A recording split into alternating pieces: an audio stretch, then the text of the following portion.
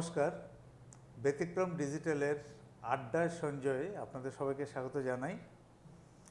আজকে আমি আড্ডা দেওয়ার জন্য ডেকে এনেছি শ্রেয়াস মুখার্জিকে। শ্রেয়াস মুখার্জি দেখতেই পাচ্ছেন, বাচ্চা ছেলে। শ্রেয়াস, তুমি কি পড়ো এটা বলো আগে। আমি ক্লাস 12-এ পড়ি আর মারিয়াস পাবলিক স্কুল। ক্লাস 12-এ পড়ো? ক্লাস 12। তার মানে তুমি আগামী বছর হায়ার সেকেন্ডারি দেবে? হ্যাঁ। আচ্ছা, তো তোমাকে ডেকে এনেছি কারণ আমাদের ছোটোবেলার একটা খুব ফ্যাসিনেশন গেম ছিল, দুটো ছিল, একটা হচ্ছে ফুটবল, একটা হচ্ছে ক্রিকেট। ওই বৃষ্টি পড়লেই কিন্তু আমরা ফুটবল নিয়ে নেমেই যেতাম, মানে পায়ে কাদা লাগতেই হবে। আর ক্রিকেটটা সকালে গিয়ে নিউফিল্ড, এখন যেটা সাই কমপ্লেক্স, ওখানে আমরা পিচ দখল করতাম, ওখানে আমরা খেলতাম। এবং আমি ছিলাম ওপেনিং ব্যাটসম্যান। এবং আমাদের একটা প্যাড ছিল, একটা গার্ড, দুটো গ্লাভস। এই নিয়ে শীতের সকালে ঝকঝকে লাল বলগুলো ছুটে ছুটে আসছে, ওগুলো সামলাতে হতো। আচ্ছা, তুমি যে ক্রিকেট খেলো, তুমি কি ব্যাটসম্যান না বলার না উইকেট কিপার কাম ব্যাটসম্যান না কি? আমি খেলি আর আমি অলরাউন্ডার হই। আমার স্পেসিফিক্যালি ব্যাটিং হয়। আমাকে বেশি ব্যাটিং পছন্দ, আর আমি বোলিংও করিনি, আর আমাকে দুইটাই ভালো লাগে আমাকে। আচ্ছা, তুমি কি সেম হ্যান্ডে ব্যাটিং আর বোলিং করো না ডিফারেন্ট? হ্যাঁ, দুইটাই রাইট হ্যান্ড। দুটোই রাইট হ্যান্ড। অনেকেই আছে right hand batting, left hand bowling, আছে না? আচ্ছা, এবার তুমি কিসে খেলো? তুমি স্কুল, কলেজ, না ক্লাব, না কোচিং ইনস্টিটিউট? কি ক্লাব তো সেরকম নেই বোধ হয়, কোচিং ইনস্টিটিউটই বেশি।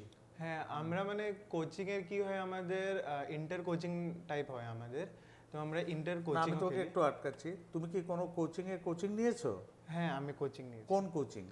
আমি নিয়েছিলাম, কারেন্টলি আমি করছি নর্থ ইস্ট একাডেমিতে। শুরুটা কোথায়? আমার শুরুটা ছিল আমি লতাশিলে রিভারাইন ক্লাব, ক্রিকেট ক্লাব। আমি ওইখানে 7 বছর শিখেছি। কত বছর বয়স থেকে তোমার কোচিং শুরু হয়েছে? তোমার বয়স তখন কত? আমি যখন ক্লাস 4-এ ছিলাম তখন আমি বোধহয় 9 বছর না 10 বছর। ক্লাস 4 থেকে তোমার কোচিং শুরু। রিভারাইন ক্লাব, ফিল্ডটা হচ্ছে লতাশিল। তারপর ওইখান থেকে ছাড়লাম। ওইখান থেকে ছাড়ার পরে আমি এখন 2 বছর 2019 থেকে আমি এখন নর্থ ইস্ট একাডেমিতে আমি জয়েন করেছি। ওইটা আছে লালমাটিতে, নর্থ ইস্ট একাডেমি।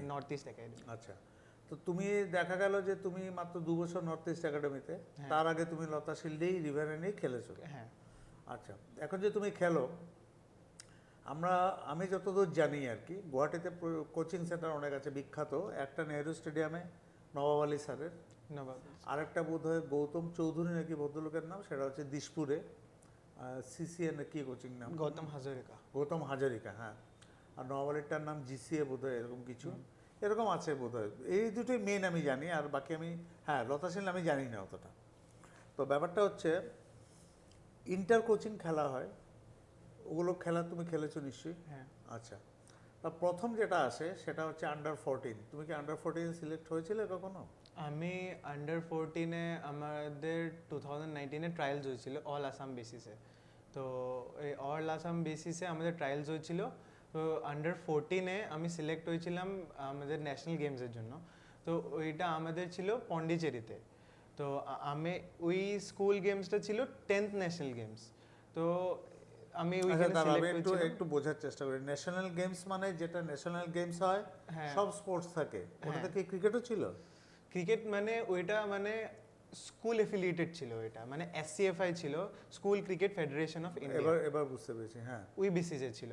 তো ওইটা 10th ইয়ার অর্গানাইজ হচ্ছিল।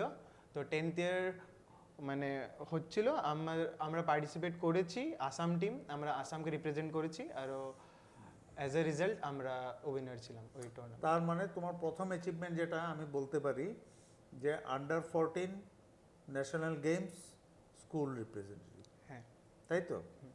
আচ্ছা, তারপর আমি 2020-তে ডিস্ট্রিক্ট খেলেছি রোংয়ের থেকে। তারপর এবার আমাকে আমার কোচিং সেন্টার চান্স দিল আমাকে, এবার মানে আমাদের সিলেকশন ছিল, আমাদের চান্স দিল আমাকে সিনিয়র ডিস্ট্রিক্ট খেলার জন্য। ওখানে বহুত বড় বড় ছিল। মাঝখানে একটু ইন্টারাপ্ট করি, তুমি ডিস্ট্রিক্ট খেলেছো রঙ্গিয়া থেকে। হ্যাঁ, এটা সিনিয়র ডিস্ট্রিক্ট বললে তারপরে, তার মানে তুমি যে ডিস্ট্রিক্টটা খেলেছো ওটা কি জুনিয়র? না, আমি যোনটা ডিস্ট্রিক্ট খেলেছিলাম ওইটা আন্ডার 16 ছিল ডিস্ট্রিক্ট। তো অন্য অন্য ক্যাটাগরি আছে, আন্ডার 16 আছে, আন্ডার 19 আছে, ওর পরে সিনিয়র ডিস্ট্রিক্ট আছে। তো আন্ডার 16টা খেলার পরে আমি আচ্ছা, আবার আমি করছি, ক্যাটাগরি হচ্ছে আন্ডার 16, আন্ডার 19, আর সিনিয়র। senior আচ্ছা, district। ঠিক আছে। তো তুমি আন্ডার 14 রঙ্গিয়া থেকে খেলেছো। হ্যাঁ, তুমি তো গুয়াহাটির ছেলে, তুমি রঙ্গিয়া থেকে খেললে কেন? আমি মানে গুয়াহাটির ছেলে হয়ে আমি রোঙ্গিয়াতে খেললাম কেন কি, মানে আমাকে ওইখানে আমি কিছু একটা অপরচুনিটি দেখতে পেয়েছিলাম। অপরচুনিটি দেখতে পেয়ে আমি ওইখানে ঢুকলাম কেন কি, ওইখান থেকে যদি আমি কিছু একটা স্কোর করি আমার এখান থেকে চান্স বেশি থাকবে অ্যাজ এ, কেন কি গুয়াহাটিতে যেহেতু ছেলে বহুত, গুয়াহাটিতে কম্পিটিশন বেশি, ছেলে বহু। ছেলে বহুত, কম্পিটিশন বহুত বেশি। তো এজন্য আমি রোঙ্গিয়ার থেকে ট্রাই করলাম কি যদি পারফরমেন্সটা ভালো হয় তাহলে আমি পেয়ে যাব। আচ্ছা, রঙ্গিয়াতে তুমি যে খেললে হ্যাঁ আন্ডার 16, হ্যাঁ আর নেক্সট কি সিনিয়র বলছিলে যে? হ্যাঁ, আমি রোঙ্গিয়াতে খেলার পরে আমি এবার 2022-তে এবার আমাকে আমার কোচিং সেন্টার চান্স দিল। কোন কোচিং সেন্টার, একাডেমি? হ্যাঁ, নর্থ ইস্ট একাডেমি আমাকে চান্স দিল সিনিয়র ডিস্ট্রিক্ট খেলার জন্য। তো সিনিয়র ডিস্ট্রিক্টটা খেললাম। আমাদের সিনিয়র ডিস্ট্রিক্ট মিন ইন্টার ডিস্ট্রিক্ট, মানে আসামের সব ডিস্ট্রিক্টগুলো নিয়ে যে খেলা? হ্যাঁ, আসামের সব ডিস্ট্রিক্ট। ওখান থেকেই রঞ্জি হয়? হ্যাঁ, ওকে। তো আমরা ডিস্ট্রিক্ট রিপ্রেজেন্ট করেছিলাম মার্গারিটা। তো আমরা গেলাম মার্গারিটাতে, আমাদের কোচিং হলো, সব কিছু হলো, আমাদের নেটস হয়েছে স্পেসিফিক্যালি, মানে যারা বোলিং করে ওদের বোলিং, যারা ব্যাটিং করে ওদের ব্যাটিং, ওর পরে হয়ে সব কিছু। ওর পরে আমাদের সিনিয়র ডিস্ট্রিক্টটা হয়েছিল, ভেন্যু ছিল আমাদের Tinsukia stadium, Tinsukia district association stadium, তো ওইখানে হয়েছিল। তো সিনিয়র ডিস্ট্রিক্ট তুমি কোন ডিস্ট্রিক্ট হয়ে খেললে? আমি মার্গারিটা হয়ে গেলেছি। মার্গারিটা আপার হয়ে গেল। আসাম। তো নেক্সট তোমার যেটা আচ্ছা, একটা জিনিস বলো তো, নুরুদ্দিন ট্রফিটা কি? নুরুদ্দিন মানে trophy- নাম আছে না ট্রফি অনেকের? হ্যাঁ, আন্ডার 16 এর একটা ট্রফির নাম আছে, হ্যাঁ। Inter district. আন্ডার 16টা হলো আরজি বড়ুয়া, আচ্ছা, আন্ডার 19টা হলো জেকে বড়ুয়া, হ্যাঁ। আর এবার যে সিনিয়র ডিস্ট্রিক্টটা যে হলো ওইটার নাম হলো নুরুদ্দিন ট্রফি। ও, তার মানে সিনিয়র ডিস্ট্রিক্টের ট্রফির নাম নুরুদ্দিন। নুরুদ্দিন তার মানে তুমি রঞ্জি সিলেকশন থেকে খুব বেশি দূরে নেই, যেটা আমি বলবো। না, এটা বলতে পারেন না আমাকে, মানে না, তোমার নেক্সট যেটা হচ্ছে আমার রঞ্জি নেক্সট সিলেকশন। টার্গেট, হ্যাঁ তুমি আমার শিবনারায়ণ রায়ের নাম শুনেছো? রঞ্জি প্লেয়ার, শিবনারায়ণ ব্যাটসম্যান রায়- প্লেয়ার, না, শোনোনি? অনেক আগের হবে, গুয়াহাটির বিষ্ণুপুরের ছেলে। সেও তো তোমার মতো বয়স থেকেই সে খেলে আর কি, মানে তুমি যেরকম অ্যাচিভ করেছো ও ওরকম অ্যাচিভ করেছে। আর তুমি আসামের ক্রিকেটারতে কার কার নাম শুনেছো, মানে বলো? আসামের নাম, মানে আমি আগের থেকে আমি নাম শুনেছো শুনেছি। এবং খেলা দেখেছো, মানে দুটো দুটো মিলিয়ে বলো যে আমি এর খেলা দেখেছি বা এর নাম শুনেছি। আমি ফার্স্ট অফ অল আমি একজনের নাম শুনেছি হলো আবুনাচি মেহমদ। আবুনাচি মেহমদ বহুত বহুত পুরানা আসাম থেকে খেলতো। ও আসামের থেকে খেলে ও রঞ্জি ট্রফি খেলেছে। ওর পরে ও আইপিএলে চান্স পেয়েছে, রয়্যাল চ্যালেঞ্জার্স ব্যাঙ্গালোরে ও চান্স পেয়েছে, তারপরে ওইটা হয়ে ও খেলেছে। তো মুম্বাই ইন্ডিয়ান্সও ছিল না? হ্যাঁ, 2 বছর মুম্বাই ইন্ডিয়ান্সে ছিল। ওর পরে আমার পাপার সঙ্গেও বহুত বহুতজন খেলেছে, যেমন তোমার বাবাও কি ক্রিকেট খেলতেন? আমার বাবা ইন্ডিয়ান অয়েল থেকে খেলতেন, ও, পাপা দুইটাই খেলতেন, ক্রিকেট ফুটবল। পাপা অল্প ফুটবলটা অল্প প্রেফার বেশি করতেন পাপা। তাহলে তুমি, বাবা যখন ফুটবল প্রেফার করতেন তুমি ফুটবলে যেতে? না, তুমি পাপা ক্রিকেটে এলো কেন? না, সচিন তেন্ডুলকার হ্যাঁ, দেখে? আমার সচিন তেন্ডুলকার আমার আইডল হয়, যেহেতু আমি ওকে দেখে দেখে আমি বড় হয়েছি, ও কেমন খেলে। ওর পরে পাপা আমাকে বলেছিল কি তুই তোর জি স্পোর্টস ইচ্ছা, তুই ওই স্পোর্টসটাই তুই নে। তো আমাকে পাপা কিছু ফোর্স করেনি কি পাপা ফুটবল খেলেছে কি তো ওইটার জন্য আমাকেও ফুটবল খেলতে হবে, ওইটা না। তো পাপা আমাকে বলেছে কি যেহেতু আমাকে এটা ভাল লাগে ক্রিকেট, তো আমাকে বলেছে তুই ক্রিকেটটা কন্টিনিউ কর, ভালো করে কর, একদিন সাকসেস পাবি। কোশ্চেনটাতে আবার ফিরে আসছি, কার খেলা দেখেছো বা কাকে ভাল লাগে বা কার নাম শুনেছো আসামের? আবু নাসিম আহমেদ বললে তুমি, আবুনাচি ম্যাম, আর? আরো বাকি আরো বহুত আছে, যেমন শিবশঙ্কর রয় আছে, গোকুল শর্মা আমি আছে। ভুল করেছি, ওই যে শিবু শিবু বলে ডাকতাম, হ্যাঁ ওর নাম শিবশঙ্কর রয়। হ্যাঁ, তুমি যার কথা এখন বললে, হ্যাঁ, আমি বোধহয় অন্য নাম বলেছিলাম। হ্যাঁ ওকে আমরা শিবু রাখতাম, বিষ্ণুপুরের ছেলে। হ্যাঁ ওর ব্যাটিং স্টাইলটা অনেকটা রোহিত শর্মার মতো, হ্যাঁ, ওই লেফটি। লেফটি, কিন্তু স্টাইলটা মানে হ্যাঁ। ওই রকম আর কি। কিন্তু শিবু কিন্তু রাইট হ্যান্ডে বল করতে বোধ খুব সম্ভব, সে নবাবের এখানে শিখতো। আচ্ছা, যাই হোক, তারপর শিবু, আর তারপর তারপরে মানে আমি আসাম টিমের সঙ্গে আমি কিছু কিছু প্লেয়ারদের সঙ্গে আমি খেলেছি, আমাদের গুয়াহাটি টাউন ক্লাবে আমাদের খেলা হতো। তো আমি অভিজিৎ টাইটেলটা জানি না, অভিজিৎ সম্ভবত দাস বোধহয়, আমি ও ও ওই টাইমে আসামের ক্যাপ্টেন ছিল না, ওটা বহুত বছরের আগের কথা। তো আমি ওর সঙ্গে খেলেছি। প্লাস আমাদের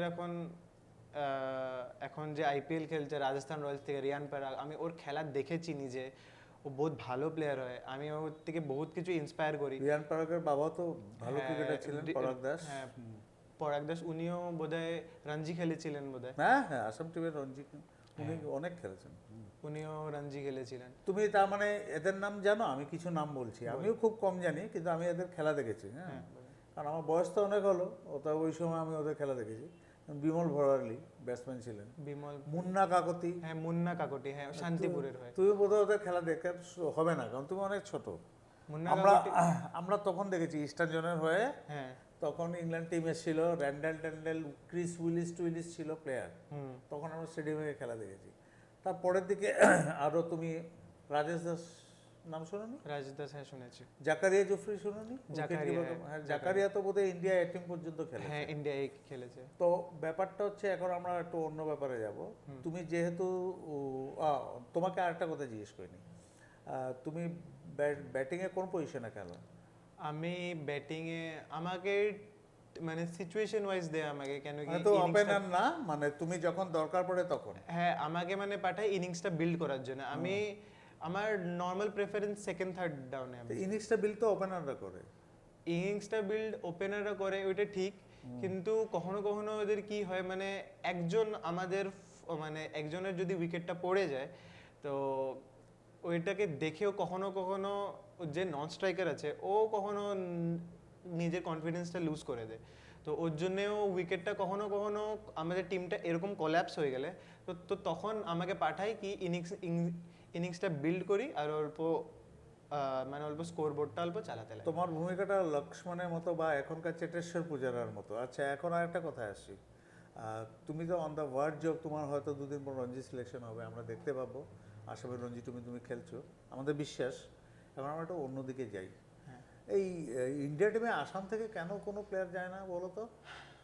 ইন্ডিয়ার টিমে মানে প্লেয়ার যায় না কেন কি, এইখানে ফার্স্ট অফ অল কি মানে আমাদের এখানে যেহেতু আসাম মানে ফেস্টিভ্যালসের জন্য বহুত ভালো, এখানে বিহু বহুত অর্গানাইজ হয় এখানে।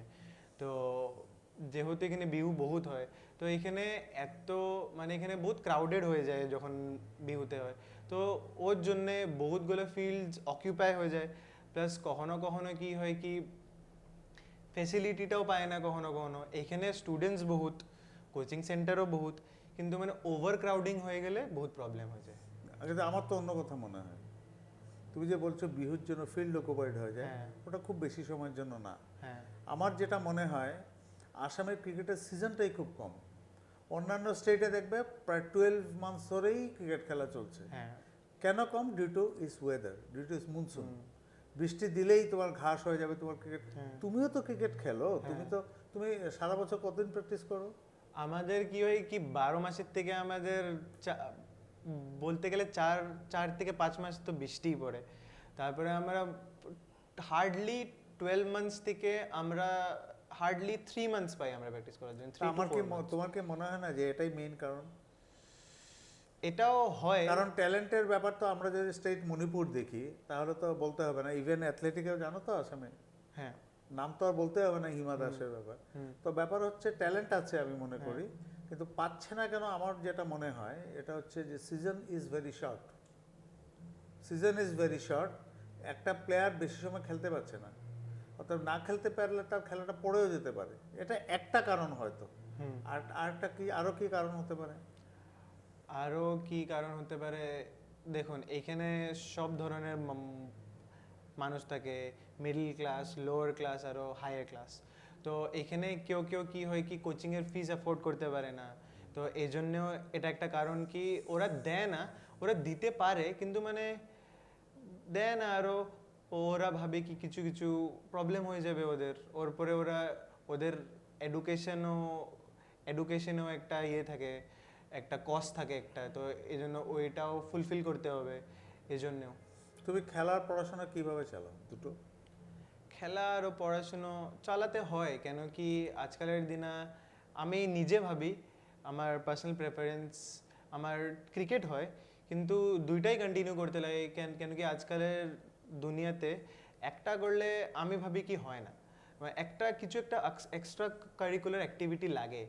মানে ভাবেন আপনি কলেজে গেছেন, কলেজে একটা কোটা থাকে, স্পোর্টস কোটা বলে, তো ওইটার জন্য আমরা যদি খেলছি ক্রিকেট, তো কিছু একটা পার্সেন্টেজ কমে যায় কিছু একটা। আরও আমি পার্সেন্টেজ কমার জন্য খেলছি না, আমার কিছু একটা টার্গেট আছে কি আমাকে এটা খেলতে হবে, না হলে হয় না। না, আসামের প্রচুর ফুটবলারদের অ্যাপয়েন্টমেন্ট দিয়েছে স্টেট ব্যাংক একটা সময়। আসামের অনেক ফুটবলারদের স্টেট ব্যাংক অ্যাপয়েন্টমেন্ট দিয়েছে, আসাম পুলিশ দিয়েছে, গিলবার্টসন সামার নাম তো সবাই জানে। হ্যাঁ, আর তারপর যেমন ক্রিকেটারদের কিন্তু দিয়েছে রেল, মৃণাল তালুকদার, ওরা সব রেলে, আইবি ইন্দ্রজিৎ সবাই রেলে, মুকুট কলিতা বলে একজন প্লেয়ার ছিল, হ্যাঁ সব রেলেই বোধহয় খুব সম্ভব, শিবশঙ্কর বোধহয় রেলে, ওয়েলে গেছে ওয়েলে অনেক ক্রিকেটার গেছে। তো যাই হোক, তুমি ক্রিকেট নিয়ে কি ভাবছো, মানে ক্রিকেটকে কেরিয়ার হিসেবে নেবে না কি করবে, কি ভাবছো? হ্যাঁ, আমি ক্রিকেটকে ছোটোর থেকে আমি ক্যারিয়ার হিসাবে ভেবেই খেলছি। কেন কি আমি কি ভাবি কি মানে ছোটোর থেকে যোনটা মা বাবা যোনটা একটা ইয়েতে পয়সাটা যোনটা লাগিয়েছে আমার কোচিংয়ের উপরে, আমাকে এত কিছু ফেসিলিটিস দিয়েছে, আর ভালো ফেসিলিটিস দিয়েছে, আমি ওইটা মানে কি একটা সময়তে যদি কিছু না হয় তাহলে ওইটা ওয়েস্ট অফ মানি হয়ে যাবে। তো আমি ভাবি কি কিছু একটা লেভেল খেলতে লাগবে, না হলে আমার পার্সোনাল স্যাটিসফ্যাকশনটা আমি পাবো না। আরে তুমি কি কখনো এরকম মানে ভাবনা আসে যে মানে তুমি তো ভালো খেলছো, এটা এ সম্পর্কে কোনো মানে সন্দেহ নেই, যদিও আমি তোমার খেলা দেখিনি, আমি তোমার খবর পাই। তো ব্যাপারটা হচ্ছে, তুমি কি কোনো সময় এরকম মনে হয়েছে যে কারণ স্পোর্টসম্যানের লাইফটা শর্ট কিন্তু, হ্যাঁ, ওই নাদাল আর ফেডারার এত বয়সে টেনিস খেলছে ওটা এক্সেপশন, কিন্তু ঘটনাটা হচ্ছে স্পোর্টসম্যানের লাইফ শর্ট তো, আর সবসময় ঘাড়ের উপর আরেকজন বসে আছে, মানে তুমি যখন সিনিয়র যাবে, দেখ বিরাট কোহলি কোত্থেকে এলো, আন্ডার 19 ইন্ডিয়ান টিম থেকেই তো মেইন টিমে আসছে সবাই। আচ্ছা, তোমার কি কখনো মনে হয় যে আমি কর্ণাটকে চলে যাই, কর্ণাটক বা তামিলনাড়ুতে চলে যাই, তাহলে স্কোপটা বেশি হবে, সারা বছর খেলতে পারবো, এরকম কোনো ভাবনা এসছে? বা দিল্লি চলে যাই, মানে যেগুলো, বা মুম্বাই, যেখানে ক্রিকেট বেশি চলে আর কি, এরকম কি কোনো ভাবনা এসছে? এরকম যেহেতু আমি আসামেই খেলছি, আমাকে আসাম ভালো লাগে আমাকে বহুত ভালো লাগে। আমার কিছু কিছু সময় হয়েছে কি আমার টিমকে আমার স্কোর দিতে পারিনি, আমার চান্স ছিল কি আমি স্কোর করলে আমি পেয়ে যেতাম। আসাম আমাকে বহুত চান্স দিয়েছে আমাকে স্কোর করার জন্য, আমি স্কোর করেওছি, কিছু কিছু প্রবলেমস চলে এসছে, এর জন্য আমি পারলাম না। তো আমার এখন নেক্সট টার্গেট কি হলো কি আমি 12-এর পরে আমি বাইরে যাওয়ার একটা প্ল্যান করেছি। আমি ভাবছি কি মানে পড়ার জন্য আমি দিল্লি যাব, আমি অ্যাজ ওয়েল এজ আমি খেলাটাও আমি কন্টিনিউ করবো ওইখানে। দিল্লিতে অনেক ভালো ভালো কোচিং আছে, সেখানে তুমি খেলাটা কন্টিনিউ করতে পারবে এবং তুমি ক্রিকেটটা বেশি খেলতে পারবে। মানে আসামের ক্রিকেটের জন্য আমার মনে হয় আসামে প্রচুর ট্যালেন্ট আছে, এবং তাদের দুর্ভাগ্য যে সিজনটা লম্বা রান করে না। হ্যাঁ, আচ্ছা, এবার আমরা যখন ছোট ছিলাম তখন শুধু টেস্ট ক্রিকেট ছিল, এরকম অবস্থা হয়েছে ডেনিস লিলি বল করছে, নটা স্লিপ, তার মানে কী হলো, সারা গ্রাউন্ডে কোনো ফিল্ডারই নেই, ডেনিস লিলি বল করছে 1, উইকেট কিপার 2, আর 9 জন স্লিপ, 11 জন হয়ে গেল। ওটা তো আর আজকাল ভাবা যায় না। তা আজকাল ক্রিকেট 3টে ফর্মে চলে এসছে, টেস্ট, ওয়ানডে, T20, তোমার কোনটা পছন্দ? আমাদের আসামে যোনটা হয়, আমাদের কি হয় কি আমাদের গ্রাউন্ড এতটা মানে বল বহুত হার্ড হয়, তো আর পিচটা যেহেতু আমাদের আপনি বলেছিলেন, আপনি মেনশন করেছিলেন আমাদের সিজনটা যেহেতু খারাপ, তো আমাদের পিচটা কখনো কখনো যদি ওয়েট থাকে, তো আমাদের কি হয় কি বলটা যেহেতু হার্ড, মানে পিচটা অল্প অল্প ক্র্যাক হয়ে যায়। তো ক্র্যাক হয়ে যাওয়ার পরে কি হয় কি আমাদের আসামে বেশিতকে বেশি আমাদের আসামে টি-20 টুর্নামেন্টস বহুত বেশি হয়, তো আমাদের টি-20 খেলে খেলে অভ্যাস হয়ে গেছে, তো এই জন্য আমাকে টি-20তেই ভালো লাগে আমাকে। আরও বহুত কিছুই হয় আমাদের, আমাদের অন্য অন্য মানে লিগসগুলোতে, যেমন সব কিছু আন্ডার টুর্নামেন্টস, যেমন আন্ডার 16, 19, আন্ডার 16-এ যেমন আমাদের ডেজ ফরম্যাট, আন্ডার 19-এ ডেজ ফরম্যাট, আরও আমাদের যে যে কোনো আমাদের ডিস্ট্রিক্ট ফরম্যাটসে খেলা হয়, ডিস্ট্রিক্ট ফরম্যাটসে আমাদের ডেজ হয় খেলাগুলো। আর তুমি তো ডেজ ফর্মেটেই বেশি খেলছো, হ্যাঁ, তাই না? 3 ডেজ ম্যাচ কতদিন হয়? 3 ডেজ 5 ডেজ? 3 ডেজ হয় বলেই জানি। 3 ডেজ আমাদের এখানে ম্যাক্সিমাম। 3 ডেজ ম্যাক্সিমাম হয়, কারণ ইন্টার ডিস্ট্রিক্ট যেটা ইন্টার হ্যাঁ। ডিস্ট্রিক্ট সিনিয়র হ্যাঁ। 3 ডেজই হয়। হুম।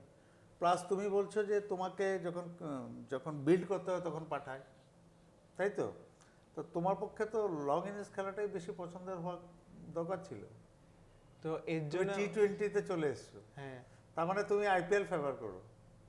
আমি আইপিএলও ফেভার করি, কিন্তু মানে আমি ভাবি কি যখন আমরা টেস্ট খেলছি আমাদেরকে আমাদেরকে নিজের গেমটা অল্প চেঞ্জ করা উচিত, মানে সিচুয়েশনের হিসাবসে। টি-20 হলে আমাদেরকে সব বল না হলে এক ওভারে 2-3 বলেও আমাদেরকে রানটা বার করতে হবে।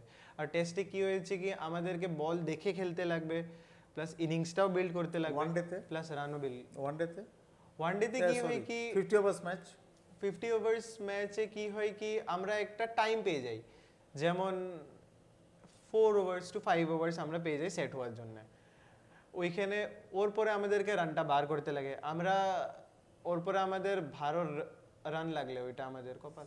আমি যেটা বুঝলাম টেস্ট ক্রিকেটে হচ্ছে তোমাকে 10টা উইকেট নিতেই হবে, হ্যাঁ, ঠিক আছে? অর্থাৎ টেস্ট ক্রিকেট হচ্ছে গিয়ে ক্লাসিক্যাল ব্যাপারটা।